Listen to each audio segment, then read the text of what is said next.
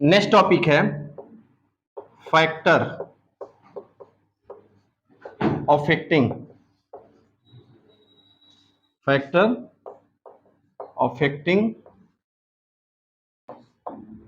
The resistance.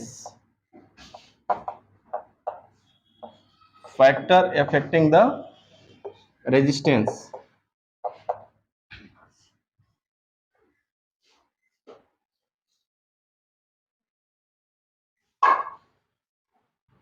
ठीक है, कौन कौन से कारक मतलब रेजिस्टेंस को प्रभावित करते हैं। जिसमें पहला ये है कि अगर मान लो कोई एक वायर है जिसका लेंथ कितनी है L और क्रॉस सेक्शन एरिया क्या है A, इन दोनों पे डिपेंड करता है। सबसे पहले रेजिस्टेंस जितना ये लेंथ आप बढ़ाओगे उतना ही उसकी रेजिस्टेंस बढ़ती जाएगी, यानी R प्रोपोर्शनल टू क्या होता है L। और जैसे लेंथ को बढ़ाओगे वैसे क्रॉस सेक्शन एरिया भी चेंज हो जाएगी। ठीक है, तो जो क्रॉस सेक्शन एरिया का होता है वो इनवर्सली प्रोपोर्शनल होता है। कैसा होता है? Inversely proportional. यानी दो चीज, यानी किसी भी कंडक्टर की जो रेजिस्टेंस होती है उसके लेंथ पे डिपेंड करती है, यानी लेंथ के डायरेक्टली प्रोपोर्शनल होता है। दूसरा, उसके क्रॉस सेक्शन एरिया की इनवर्सली प्रोपोर्शनल होता है। और थर्ड, उसके नेचर पे भी डिपेंड करता है कि वो मटेरियल किस नेचर का, किसका बना हुआ है। तो अगर इन दोनों को अगर आप मिला दो तो क्या मिलेगा?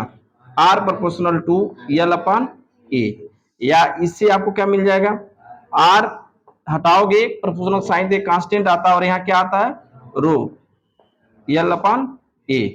तो A आपका जो R equal to rho L upon A है, जहां रो क्या है? क्या है? रेजिस्टिविटी।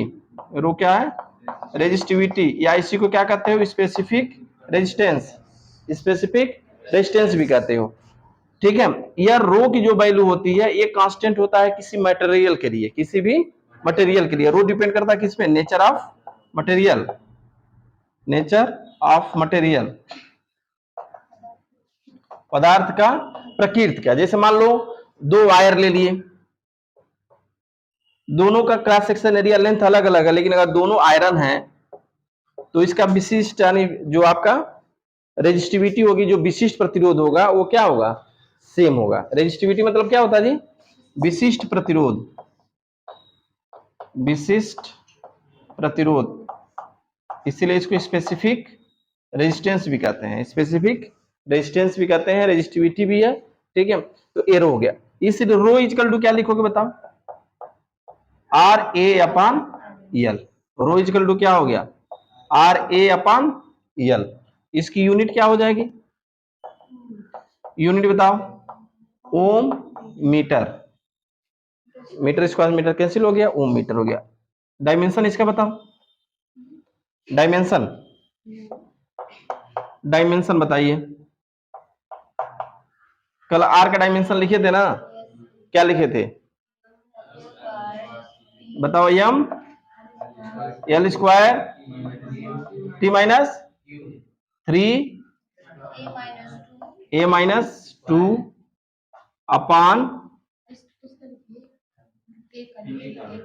ए का लिख दो यहाँ पे, क्या करना है? एल स्क्वायर और अपान क्या हो गया?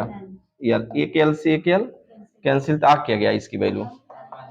M L cube T minus 3 A minus 2। एक किसका? रेजिस्टिविटी का। इस साल तुम खुद देख लो पेपर दी में, एक जैसे कई शिफ्ट हुआ था, एक में यूनिट दिया था मैच करने के लिए और दूसरे शिफ्ट में यूनिट का डायमेंशन दे दिया था। वायर हो गया ये, जिसका लेंथ कितनी है? एल। बाद में अगर, और इसकी क्रॉस सेक्शन एरिया कितनी है मान लो ए, बाद में इसके वायर को हमने इंक्रीज कर दिया। इसी वायर को इंक्रीज करने पर इसका लेंथ कितना हो गया? L dash. Cross section area भी चेंज हो जाएगा, कितना हो जाएगा? ए डैश। यह लेंथ चेंज की, क्रॉस सेक्शन एरिया चेंज हो गया, लेकिन इसकी वैल्यूम चेंज नहीं होती है। जो पहले वैल्यूम रहा होगा A into L, length into area equal to, यही बाद में भी रहा होगा ए डैश एल डैश। ठीक है, मान लो कि पहले रेजिस्टेंस इसका क्या रहा होगा? आर, लेकिन बाद में रेजिस्टेंस तो चेंज हो गया होगा, क्योंकि दोनों चेंज हो गया, क्रॉस सेक्शन एरिया और लेंथ दोनों चेंज हो गया। इसकी वैल्यू में कोई चेंज नहीं होगी, इसलिए इसको क्या लिख सकते हो? A upon A dash equal to L dash upon L. बोलो, लिखा जा सकता है ना? अब यहाँ पे अगर मान लो कि पहला अगर इसका रेजिस्टेंस R था, इसका R डैश हो गया, दोनों मटेरियल सेम है तो रेजिस्टिविटी भी दोनों का सेम ही होगा।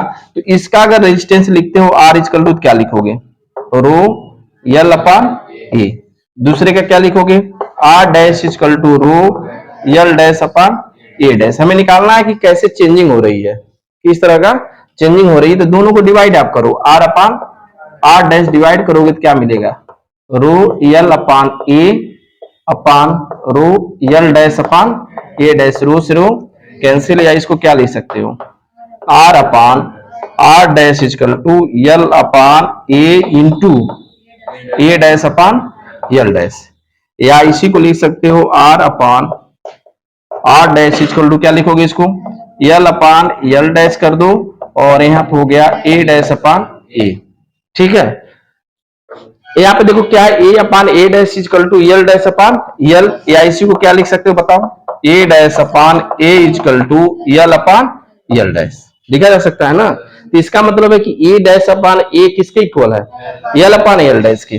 तो इसको फिर आप यहाँ पे लिखिए R upon R dash equal to L upon L dash into L upon L dash. अब अगर मान लो कि पहले कितना था लेंथ L, बाद में कितना हो गया, या L डैश को मान लो कि पहले का n टाइम हमने इंक्रीज कर दिया, कितना किया, n टाइम।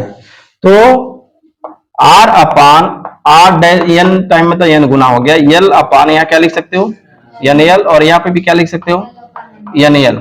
L से L कैंसिल, क्या बच गया, R upon R dash equal to 1 upon n square. या इसकी फाइनली वैल्यू क्या आ गई बताओ, R dash equal to n square R। तो इसका यूज तब करोगे जैसे मान लो कोई वायर हो गया, अभी मैं बोल दिया, मान लो कोई एक वायर है जिसका रेजिस्टेंस कितना है 3 ओम, बाद में इसके वायर को हमने 2 गुना बढ़ा दिया, 3 गुना बढ़ा दिया। देखो पहले अगर वायर है कितना रेजिस्टेंस 3 ओम, बाद में इसके वायर को कितना बढ़ा दिया 2 गुना, 2 गुना आपने बढ़ा दिया, तो नया रेजिस्टेंस क्या होगा, तो क्या कर दोगे, 2 दूनी 4 कहीं 12, सीधे R डैश इक्वल टू कितना हो गया 12 ओम। या तो फिर इस तरह का पूरा मेथड लगाओ, तो इसमें टाइम है, लेकिन ऑब्जेक्टिव क्वेश्चन के लिए आसानी से इसको आप कर सकते हो कि R dash equal to n square R होता है, इसकी ये डेरिवेशन हो गया। ठीक है, नोट कर लो, समझ पाए, देख लो कहीं ना समझ में आया पूछ लो कोई स्टेप।